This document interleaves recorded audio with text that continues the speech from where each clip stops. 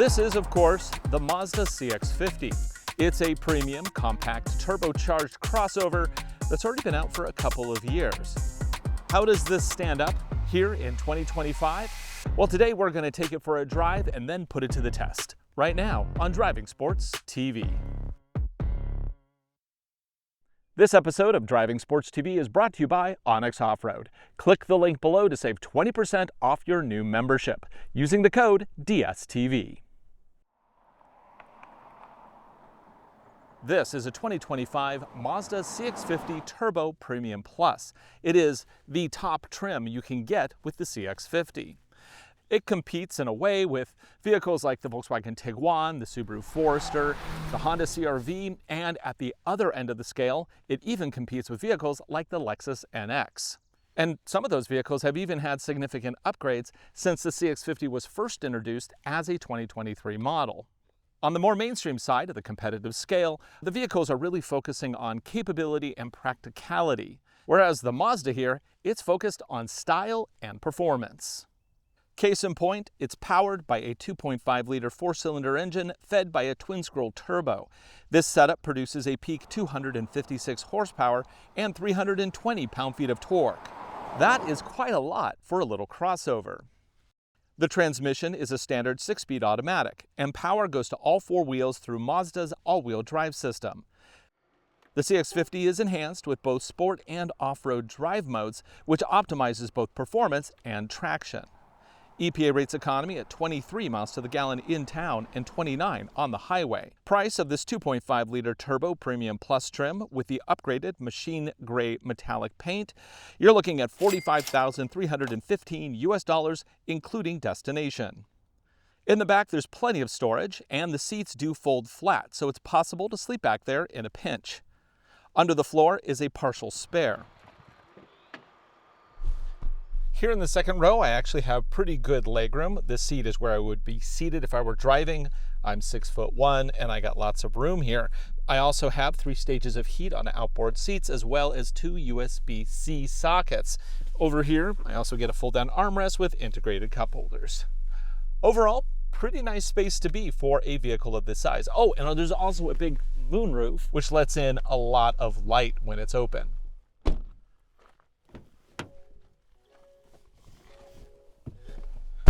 So up front here, we have a pretty nice interior. I mean, this is pretty luxurious, all things considered.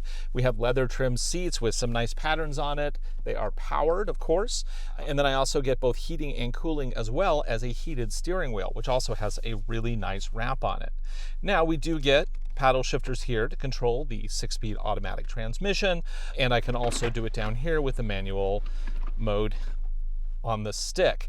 Now up here we do now get a infotainment screen that is about 10 inches in size, and that is now standard across all trims. But still, by premium modern standards, that's not very large.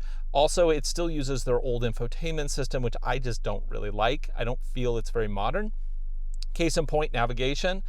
You have to use exact place names with addresses. It's really frustrating to use. You can't use freestyle speech like you can, for example, on the Lexus and Toyota system. And of course, Lexus and Toyota, they're all about screens these days. You can get up to a 14-inch display in some of their vehicles, which, yes, is kind of on the ridiculous side, especially for like a vehicle the size of the Lexus NX, but it's still an option. This is not cutting edge at all. In fact, this isn't even keeping up with the Joneses. Now over here, a lot of manufacturers have also gone to full digital displays. What we have are traditional dials on the sides, but we have a digital screen in the middle as the speedo. And yes, I can choose from a number of different display types, which is, nice.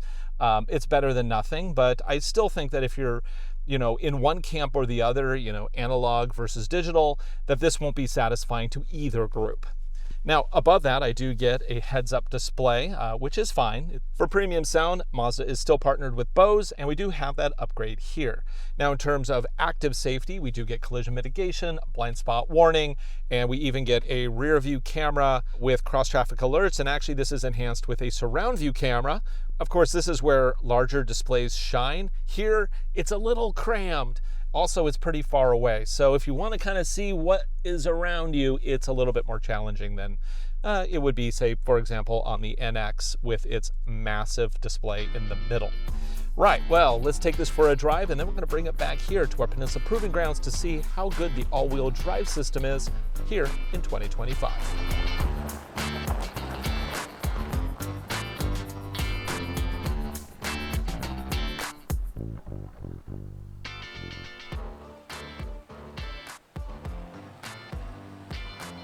Punch it. I forgot how weird this thing sounds under throttle. It sounds like, I don't know, somebody's idea of what a motor sounds like, but it's not right. Rear, rear, rear. So weird. I want to kick this off with a 0 to 60. So I'm going to go ahead and switch the vehicle into sport mode so we get maximum throttle response. Now, this isn't a scientific 0 to 60. This road's not entirely level, but it's pretty close. Okay, stopping. I'm going to preload a little bit. 3, 2, 1, and go. Oh, that's pretty quick. 40, 50, and 60. That is plenty fast for most people, especially given this category. So often vehicles in the compact crossover class lack horsepower, either because they're chasing efficiency or they're more leaning into capability. Neither of those things need a fast 0 to 60, but the Mazda here, it's designed around the whole branding of zoom zoom. This is what the motor sounds like. That sounds like a video game sound effect from the 1990s, and it's not great, which is too bad because this motor actually has quite a lot of punch. Yeah, in sport mode, this thing delivers. Not only does it hold RPMs higher, the throttle is snappier, use the paddle shifters. Like this has to be the only compact crossover where I actually want to use the paddle shifters. So often it's like, oh, why does it have paddle shifters? I guess it's to downshift on hills and all that, blah, blah, blah, blah. Yeah, whatever. This one, it's actually fun. Woo! Now, of course, you trade that power for economy. Anything south of 30 miles to the gallon these days is not really considered economical. And that's okay because obviously you can get the CX-50 in a hybrid version too, which is based on the Corolla Cross hybrid technology because they're actually all built in the same plant. I think overall, this is a very, very fun crossover to drive. And of course, this is still a front engine, front wheel drive bias system. Unlike the newest Mazdas, like the CX-90 and the CX-70, those are rear biased. That is, they primarily power the rear wheels and then shift power to the front as necessary. This is the more traditional compact crossover flavor of having a front engine, front wheel drive, and then it'll push power to the back as the computers predict it needs it. And Mazda is very proud about talking about how it is a predictive system. Based on all the points of data that it collects, it will of course power those rear wheels before you feel you even need it. So you don't feel like it's playing catch up. It's a proactive system that gives you confidence when you drive. Mazda also employs a little bit of braking tech where it'll drag the brakes on that front inside wheel to create kind of an apex movement to give you better handling. It's kind of replicating what super handling all-wheel drive does in the Acuras, but with the Acura, it actually overpowers the rear outside back wheel to give you a push around the corner. This one's going to give you a little bit of brake around the corner. Same basic premise. I do prefer the Acura because that's more, to me, adding throttle is always going to be a more performance-oriented turning tech than reducing throttle. But it is effective and it is less expensive than employing the rather expensive SH all-wheel drive system with all of its fancy gearing. But the result is actually rather effective. This is perhaps the most fun compact crossover you can buy today, and that is no small feat. In exchange for the excellent performance of this vehicle, you do give up economy. That is kind of the biggest trade, and I think that's okay if this is the type of vehicle that you're looking for, because, you know, around 29 mpgs freeway, that's not bad.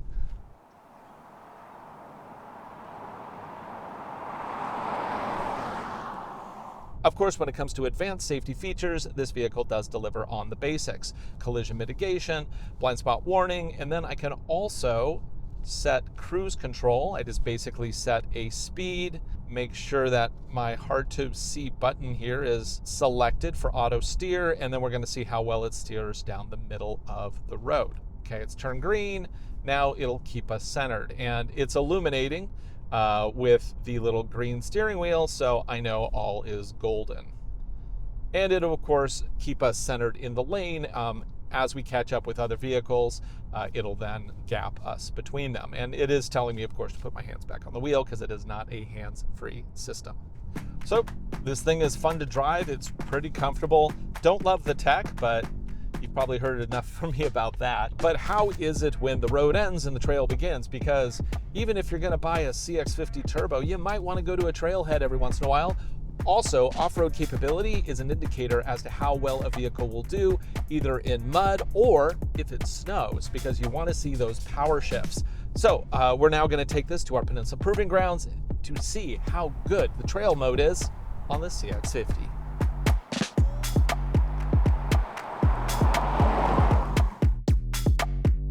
So coming in here, we of course have our access road, which is gravel. It's doing a good job of keeping me tracking straight. That's nice. Now we do have 20-inch wheels and standard street tires here, so obviously I can't get too wild. It is fun in the gravel. So for our first test here, we're going to use our tire crossing.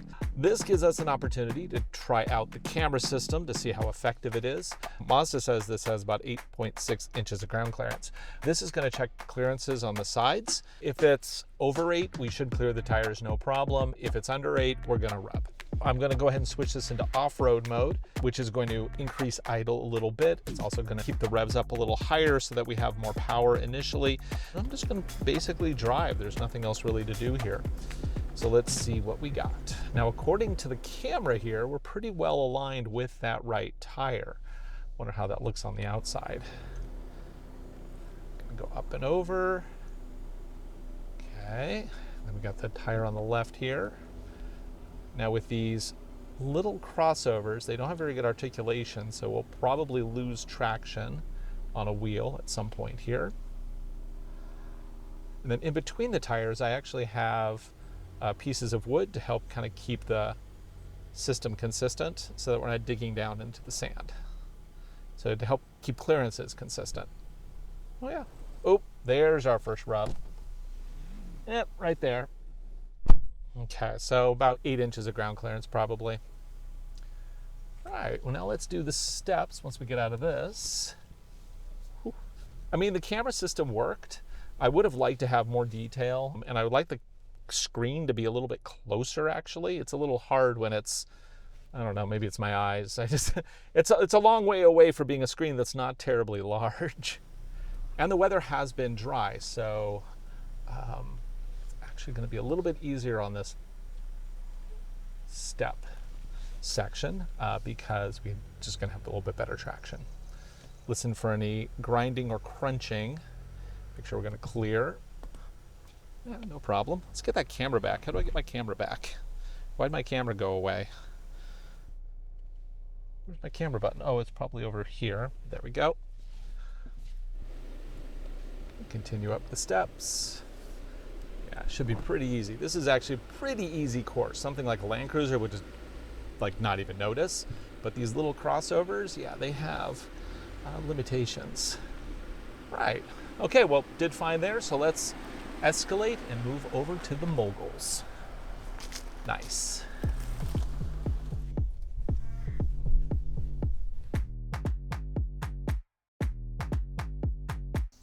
This next course really kicks things up a notch because not only are the ditches deeper and taller, we're also going up a slight hill. So which means power really has to shift around the system to be able to move the vehicle forward. Now I'm not going to just charge through here because that doesn't really prove anything. Instead, I'm going to use a steady, easy throttle. I'm going to stop a couple times. And what you're looking for is wheel brakes kicking on the wheels that are up in the air and not doing anything essentially except spinning. You want the brakes to clamp down, which will then send that power to the wheel that presumably has grip. So let's do it.